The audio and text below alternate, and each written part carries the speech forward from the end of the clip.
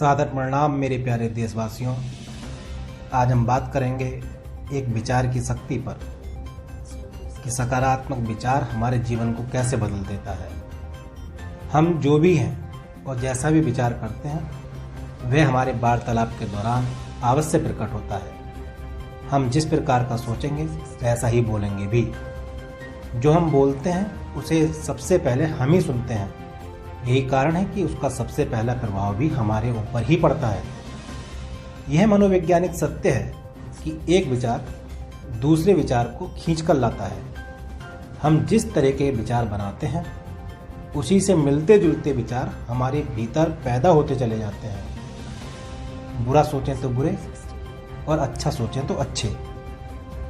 किसी भी पदार्थ या वस्तु को अपनी ओर आकर्षित करने का पहला मनोवैज्ञानिक मंत्र है उसी पदार्थ या वस्तु के बारे में निरंतर विचार करना। वस्तु वैसी ही होती है जैसी उसके विषय में हमारी भावना होती है। निष्कर्ष यही है कि हम मन में जैसी भावना करें वैसी ही हमारी उपलब्धि होगी। यदि कोई मनुष्य चित्रकार या संगीतज्ञ बनना चाहता है तो उसे अपने दिल और दिमाग दोनों में चित्रकला व संगीत से संबंधित विचारों को ही श्रेय देना चाहिए और निरंतर इन्हीं विषयों पर सोचना और इन्हीं विषयों के विशेषज्ञ की संगति करनी चाहिए। इन्हीं विषयों का साहित्य, पुस्तकें, मासिक पत्रिका देखनी व पढ़नी चाहिए। किसी भी प्रकार मन को निरुत्साहित करने वाली बातें मन में नहीं आनी देनी चाहिए। जो व्यक्ति हीन भावना से त्रस्त रहता है वह अक्सर दीनहीन ही बना रह जाता है। किसी से भी भयभीत ना हो, साहसी बनो, काहिली छोड़कर पुरुषार्थी उद्यमी बनो। किसी भी बाधा या खतरे से डरो मत, निर्भय बनो। यदि आनंद से रहना चाहते हो तो विषाद को दूर रखो। यदि धनवान बनने की इच्छा हो तो दरिद्रता के विचारों से मुक्ति प्राप्त करो। जिन बातों से मन में दुख पैदा होता है उनके संपर्क में आने से सदैव दूर रहो। ऐसी बातें आपकी महत्वाकांक्षा की पूर्ति के मार्ग में स्थायी बाधाएं हैं। निराशा संबंधित चिंतन को दिल दिमाग से हमेशा के लिए दूर हटा दीजिए। उन्हें भूलने की चेष्टा कीजिए। सदा आशा से भरे विचारों का स्वागत कीजिए। कुछ समय के बाद ही आप ये देखकर आश्चर्य करेंगे कि जिन पदों की, जिन कुर्सियों पर बैठने की आप इच्छा रखते थे वह सब आपकी ओर खींचते चले आ रहे हैं। सिकंदर का नाम सब जानते हैं। उसने अनेक देश जीते, अनेक राज्यों को लूटा, बादशाहों को गुलाम बनाया। एक बार वो कहीं से लौट रहा था। उसने देखा कि एक पेड़ के नीचे बैठा एक फकीर मस्ती से कुछ गा रहा है। उसकी मस्ती को देखकर सिकंदर ने पूछा, तुम कौन हो? फकीर ने कहा, मैं दुनिया का बादशाह हूं। सिकंदर ये सुनकर चकित रह गया। वह मन ही मन विचार करने लगा कि मैंने दुनिया को जीता है। इतने बड़े साम्राज्य का मालिक मैं हूं। जिसके पास कुछ भी नहीं है वह अपने को संसार का मालिक कहता है। उसने फकीर से कहा, तुम्हारे पास क्या है जो तुम स्वयं को दुनिया का बादशाह कहते हो? फकीर मुस्कुराया। उसने कहा, मैंने सबसे पहले अपने मन को जीत लिया है और जिसने अपने मन को जीत लिया उसने जग जीत लिया। सिकंदर उसको देखता रह गया। हमारे मन में कई तरह के संवेग उठते रहते हैं। यही मानसिक संवेग हमारी कार्य प्रणाली, जीवन शैली, सोच विचार तथा आचरण को प्रभावित करते हैं। ईर्ष्या, द्वेष, चिंता, तनाव, दुख, भय, हीन भावना, क्रोध, आलस्य, छल कपट ये निराशाजनक और नकारात्मक संवेग हैं। वहीं दूसरी ओर अगर हम बात करें तो शांति, स्नेह, सौहार्द, प्रेम, आनंद, सुख, आत्मविश्वास, ईश्वर के प्रति श्रद्धा, त्याग, दान की भावना, उत्साह, संयम, ये सकारात्मक संवेग हैं और सफलता के मार्ग प्रशस्त करते हैं। हमारी वैचारिक संपदा ही हमारी सबसे बड़ी पूंजी है। इसे सहेज कर रखिए। ये आपको औरों से अलग दिखने व बनने में बड़ी भूमिका अदा करेगी। सकारात्मकता हमारे जीवन के संपूर्ण पथ को आलोकित करती है। अब प्रश्न ये उठ सकता है कि जिन विचारों के सकारात्मक नकारात्मक की हम बात कर रहे हैं कि वे आखिर विचार हैं क्या।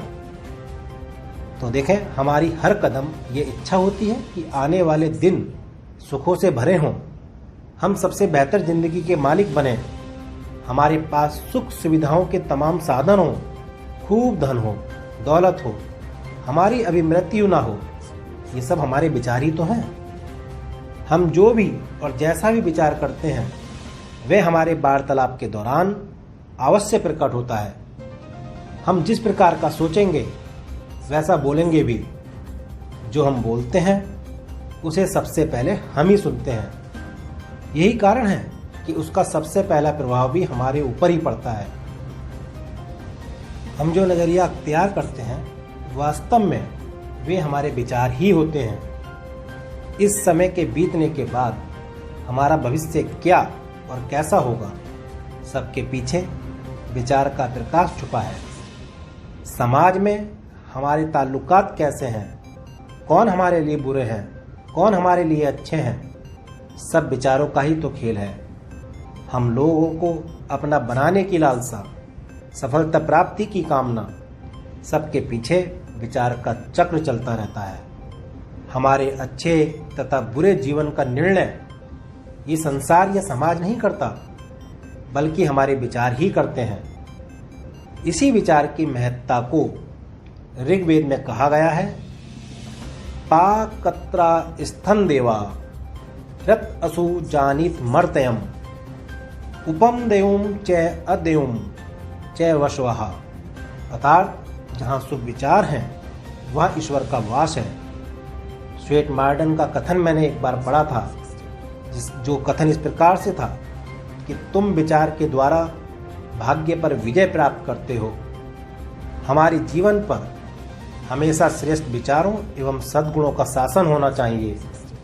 हमें सदैव इस दिशा में सदा प्रयत्नशील सतर्क रहना चाहिए कि दुर्गुणता, बुरे विचार कभी भी हमारे मन पर प्रभावी ना हो।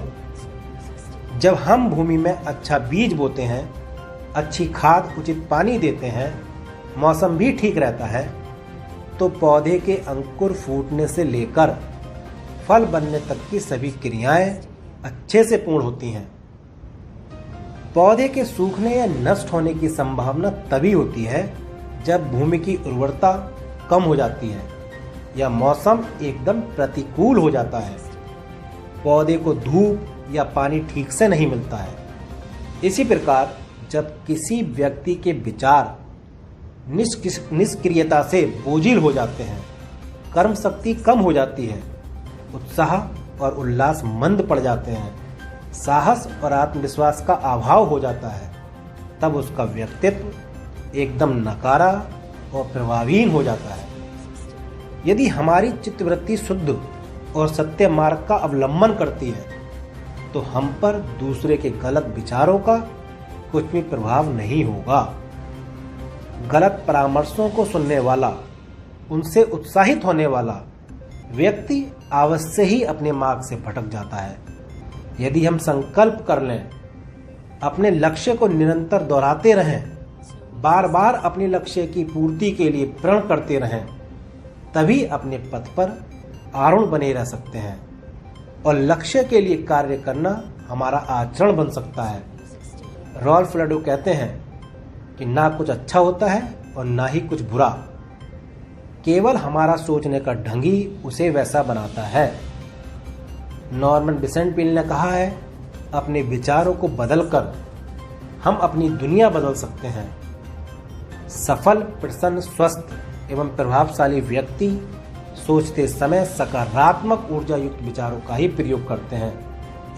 आज मेडिकल साइंस के सर्वे कहते हैं कि सकारात्मक विचार वाले दिमाग में एंडोर्फिन नामक हार्मोन अधिक पाया जाता है।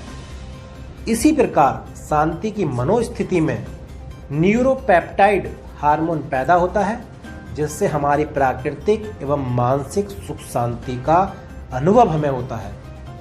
शेल्डन कोहेन, कार्नेगी मेलन विश्वविद्यालयों के शोध द्वारा, रिसर्च द्वारा यह साबित हो चुका है कि नकारात्मक विचार वाले व्यक्तियों में रोग प्रतिरोधक क्षमता कम होती जाती है और जानलेवा रोगों के चंगुल में शीघ्र फंसते हैं। सकारात्मक विचार वाले लोग समाज के अन्य व्यक्तियों के मुकाबले अधिक सफल, लोकप्रिय और प्रभावशाली होते हैं।